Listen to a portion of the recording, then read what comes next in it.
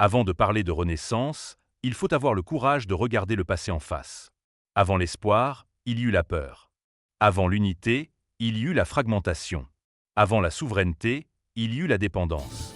Le Burkina Faso, autrefois cité comme un exemple de stabilité relative en Afrique de l'Ouest, est progressivement devenu, au fil des années, l'un des épicentres du chaos sécuritaire du Sahel. Un pays meurtri, épuisé, abandonné à son sort, pendant que les discours politiques se succédaient sans résultat tangible. Ce film est essentiel. Il ne cherche pas à glorifier qui que ce soit, mais à comprendre pourquoi une rupture était devenue inévitable. Pourquoi le peuple burkinabé, longtemps patient, a fini par accueillir le changement comme une délivrance. À partir de 2015, le Burkina Faso bascule progressivement dans l'insécurité chronique. Des groupes armés terroristes, venus en grande partie des zones frontalières instables du Mali et du Niger, s'installent durablement dans le nord, l'est et l'ouest du pays. Villages attaqués à l'aube, écoles incendiées, forces de sécurité décimées, civils exécutés pour l'exemple. Le terrorisme n'était plus un fait divers. Il devenait un mode de gouvernance par la peur. Les populations rurales, premières victimes, se retrouvaient prises en étau entre des groupes armés imposant leurs lois et un État incapable de garantir la sécurité la plus élémentaire. Progressivement, le territoire national se fragmentait, échappant au contrôle effectif de l'État. Contrairement à ce que certains discours laissaient entendre, le problème n'était pas le courage des soldats burkinabés. Le problème était l'abandon structurel de l'institution militaire. Manque criant de matériel moderne, renseignements opérationnels, appui logistique, stratégie cohérente. Des soldats envoyés au front avec des équipements obsolètes, parfois inférieurs à ceux des groupes terroristes qu'ils affrontaient. Des familles endeuillées, sans reconnaissance nationale digne de ce nom. Des unités entières sacrifiées par manque de vision politique. Dans les casernes, un sentiment grandissait. Nous mourrons pour un État qui ne nous protège pas. Quand une armée perd confiance en l'État qu'elle sert, la nation entière vacille. Pendant que les populations fuyaient leurs villages, que les déplacés internes se comptaient par millions, une partie de la classe politique semblait vivre dans une autre réalité. Promesses sans lendemain. Plan sécuritaire jamais appliqué. Coopération internationale inefficace. Le peuple burkinabé avait le sentiment d'être écouté lors des élections, oublié une fois les urnes rangées. La distance entre Ouagadougou et le Burkina profond n'était plus seulement géographique. Elle était morale et politique. À mesure que l'insécurité progressait, une autre blessure s'ouvrait, celle de la souveraineté confisquée.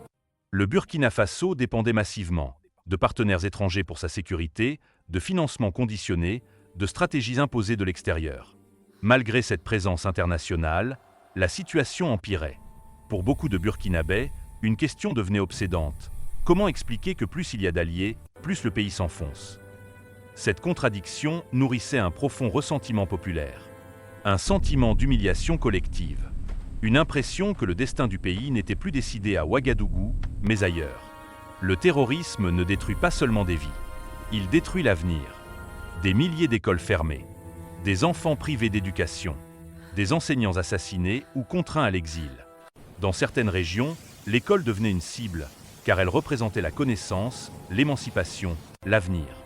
Une génération entière risquait de grandir, sans instruction, sans perspective, sans sentiment d'appartenance nationale. Quand l'éducation s'effondre, la nation se condamne à long terme. L'insécurité a un coût économique immense. Terres agricoles abandonnées, marchés désertés, routes impraticables, investissements gelés.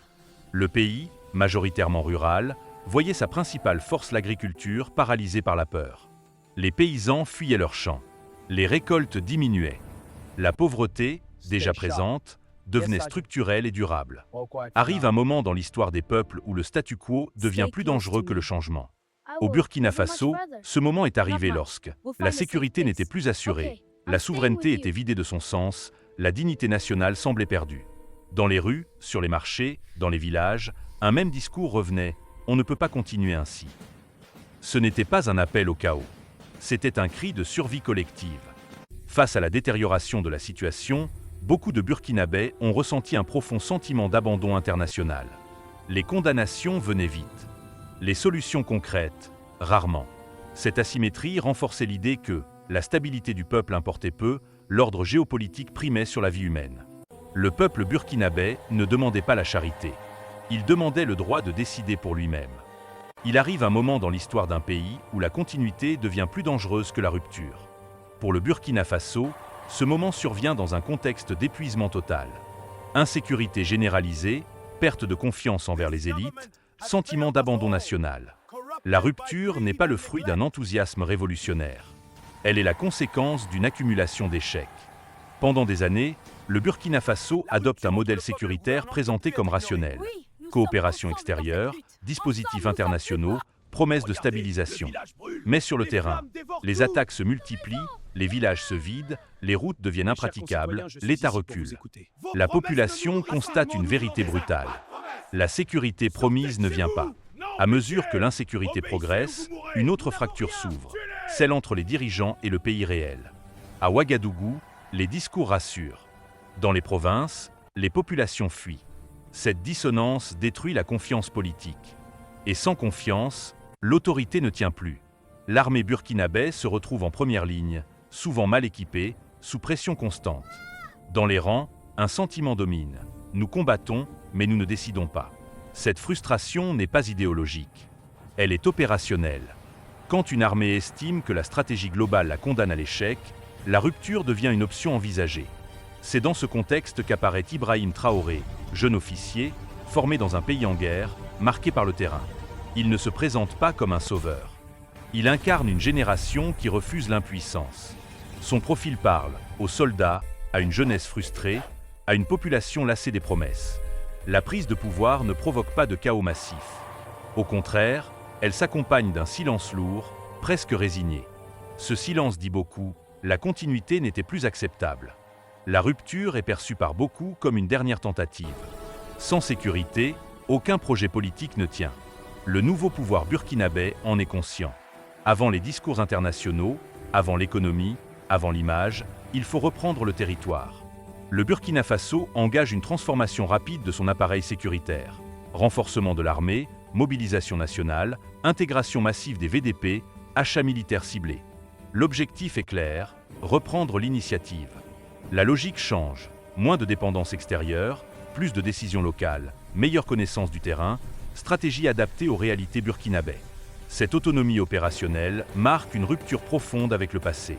Sur le terrain, certaines zones sont reprises, des axes sont sécurisés, l'État réapparaît dans des territoires abandonnés. Mais tout n'est pas réglé. La guerre reste asymétrique, longue, coûteuse. Le pouvoir choisit néanmoins la transparence relative. Ce combat sera difficile, mais il est nécessaire. La mobilisation populaire devient un pilier de la stratégie nationale. Ce choix est risqué. Il exige une discipline collective, il expose les civils, il nécessite une forte cohésion. Mais il renforce aussi un sentiment rare. Ce combat est le nôtre. Faire la guerre ne suffit pas. Il faut aussi gouverner, construire, planifier. Le Burkina Faso fait face à un défi immense. Construire l'avenir pendant que le présent brûle. Malgré le contexte, des routes sont construites, des hôpitaux voient le jour, des écoles et universités sont lancées. Ces projets ont une portée symbolique forte. L'État n'a pas disparu. Le pouvoir mise massivement sur l'agriculture, mécanisation, production locale, autosuffisance alimentaire. Objectif, réduire la dépendance, renforcer la résilience, stabiliser les zones rurales. Le Burkina Faso assume un repositionnement. Partenariat diversifié, priorité africaine, rejet de certaines tutelles. Ce choix entraîne des critiques, des pressions, des risques d'isolement. Mais il correspond à une logique cohérente avec la rupture initiale. Ce film serait incomplet sans lucidité. Les risques sont réels. Fatigue populaire, autoritarisme potentiel, pression économique, dépendance à de nouveaux partenaires. Le succès n'est pas garanti. Mais l'échec n'est plus subi, il serait assumé. Au final, le Burkina comme signal. Le Burkina Faso n'est pas un modèle à copier aveuglément. Il est un signal. Il pose une question simple, mais dérangeante. Un pays africain peut-il choisir sa voie, même sous pression ? L'histoire n'a pas encore répondu. Mais le Burkina Faso a déjà tranché.